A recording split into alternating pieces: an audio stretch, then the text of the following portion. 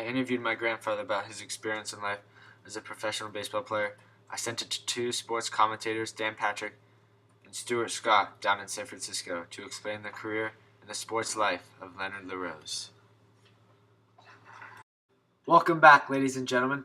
Thanks for joining in. It's the top of the hour here in the Bay Area, and another edition of Sports Center is on the way. I'm here with my partner, Dan Patrick.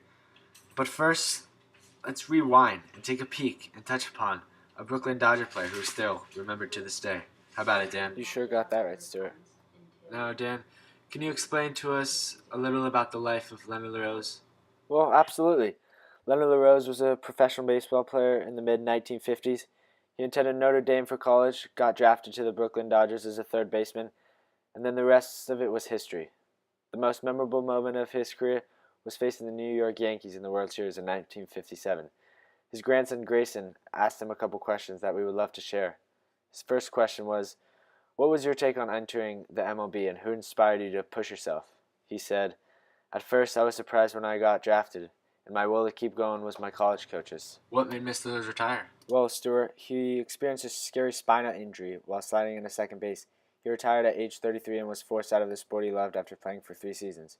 He recorded 15 home runs and was a star third baseman.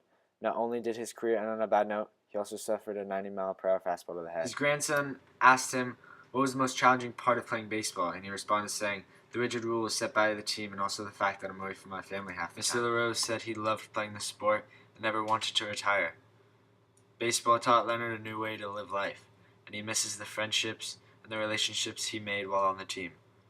What a memorable career he had, Dan. Oh, it sure was remarkable, Stuart.